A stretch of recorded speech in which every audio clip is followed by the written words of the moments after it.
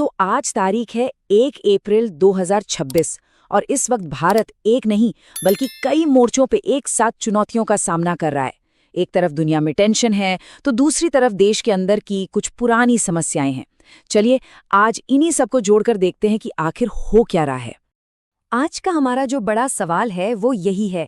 हम ये समझने की कोशिश करेंगे कि कैसे दुनिया के किसी एक कोने में हो रही हलचल की आंच सीधे भारत तक पहुंच रही है और कैसे ये एक के बाद एक कई संकटों को जन्म दे रही है, एक डोमिनो इफेक्ट की तरह। तो शुरुआत करते हैं इस पूरी कहानी की जड़ से। इस वक्त आप देखिए पूरी दुनिया का जो टेंशन है वो एक जगह पर आकर टिक गया है और वो है पश्चिम एशिया, जिसे हम मिडिल ईस्ट भी कहते हैं। यहीं पर एक बड़ा संघर्ष चल रहा है। ईरान और इजराइल के बीच जो जंग छिड़ी है उसे अब 5 हफ्ते हो गए हैं और ये कोई छोटी मोटी झड़प नहीं है। दोनों तरफ से लगातार हमले हो रहे हैं जिससे पूरे इलाके में तनाव एकदम पीक पर है। और अब जो सबसे बड़ा डर सता रहा है वो ये है कि कहीं ये लड़ाई एक बड़े वर्ल्ड वॉर में न बदल जाए।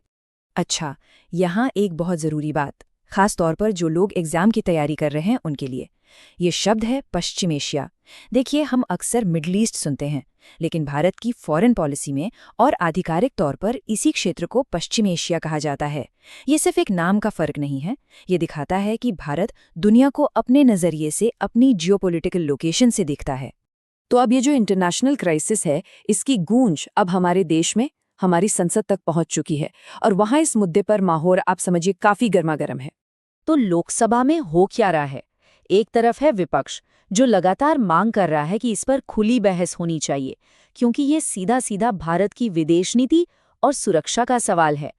और दूसरी तरफ है सरकार, जिसका कहना है कि भाई हमने इस पर पूरी जानकारी दे दी है और फिलहाल अलग से बहस की जरूरत नहीं लगती।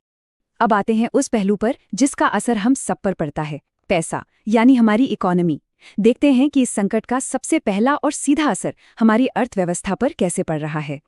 ये तो एक तरह से लिखा हुआ नियम है। जब भी पश्चिम एशिया में टेंशन बढ़ती है तो तेल की कीमतें आसमान छूने लगती हैं। ये एक डायरेक्ट कनेक्शन है और इस बार भी बिल्कुल यही हो रहा है। $115 प्रति बैरल कच्चे तेल की कीमत ये आंकड़ा पार कर चुकी है। अब सोचिए, भारत जैसा देश जो अपनी जरूरत का लगभग 80% तेल बाहर से खरीदता है, उसके लिए ये कितना बड़ा आर्थिक झटका है।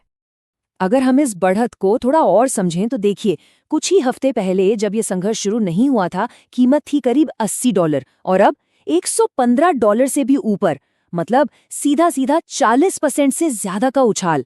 और इसका असर हम में से हर किसी की जेब पर पड़ना तय है। देखिए, ये एक चेन रिएक्शन की तरह है। तेल महंगा हुआ मतलब पेट्रोल डीजल के दाम बढ़े, इससे ट्रांसपोर्ट का खर्चा बढ़ा और फिर हर चीज महंगी होने लगती है। इसी को हम महंगाई कहते हैं। इतना ही नहीं, जब माहौल ऐसा अनिश्चितता वाला होता है ना, तो शेयर बाजार गिरने लगता है। इन्वेस्टर्स पैसा लगाने से डरते हैं और तो और जो शिपिंग के रास्ते हैं उनमें रुकावट आने से हमारे एक्सपोर्ट्स पर भी सीधी मार पड़ रही है। तो एक तरफ तो दुनिया में ये सब चल ही रहा है, पर ठीक इसी समय भारत अपने घर के अंदर भी एक बहुत बड़ी और पुरानी चुनौती से जूझ रहा है, एक इंटरनल सिक्योरिटी चैलेंज। यहाँ भी एक टर्म पर ध्यान देना होगा, LWE। इसका मतलब है लेफ्ट विंग एक्सट्रीमिज्म। यह नक्सलवाद के लिए इस्तेमाल होने वाला ऑफिशियल सरकारी टर्म है। तो जब भी कोई सरकारी रिपोर्ट या न्यूज़ देखेंगे तो हमें यही शब्द मिलेगा। इसकी कहानी शुरू होती है 1967 में पश्चिम बंगाल के नक्सलबाड़ी गांव से। और एक वक्त ऐसा था जब देश के 100 से ज्यादा जिले इसकी चपेट में थे। सरकार ने एक डेडलाइन सेट की थी, 31 मार्च 2026, कि तब तक इसे पूरी तरह से खत्म कर दिया जाएगा। और वो डेडलाइन अब निकल चुकी है।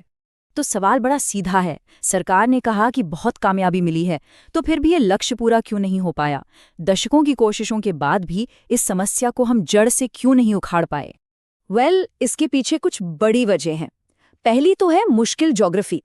छत्तीसगढ़, झारखंड और ओडिशा के कुछ ऐसे इलाके हैं जहां इतने घने जंगल हैं कि उग्रवादियों को छिपने के लिए कवर मिल जाता है।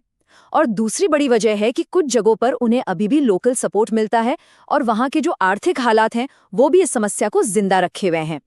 तो चलिए अब इन सारे डॉट्स को कनेक्ट करते हैं, इन सभी अलग अलग धागों को जोड़कर देखते हैं कि अप्रैल 2026 में भारत के सामने जो बड़ी तस्वीर है वो असल में दिख कैसी रही है।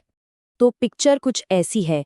ग्लोबल लेवल पर ईरान इजराइल की जंग से दुनिया में अस्थिरता है। इसका सीधा असर तेल की कीमतों पर पड़ रहा है और हमारी इकोनॉमी पर दबाव है। इसी मुद्दे को लेकर संसद में राजनीतिक बहस चल रही है और इन सब के बीच देश के अंदर नक्सलवाद को खत्म करने की जो लड़ाई है वो अपने आखिरी दौर में है। ये सब अलग अलग समस्याएं नहीं हैं, ये सब एक दूसरे से जुड़ी हुई हैं। तो ये सब देखकर सबसे बड़ा सवाल यही उठता है कि इन उलझी हुई ग्लोबल और घरेलू चुनौतियों के बीच भारत का अगला कदम क्या होगा। रास्ता आसान तो बिल्कुल नहीं है और आने वाले कुछ महीने ही ये तय करेंगे कि देश किस दिशा में आगे बढ़ता है।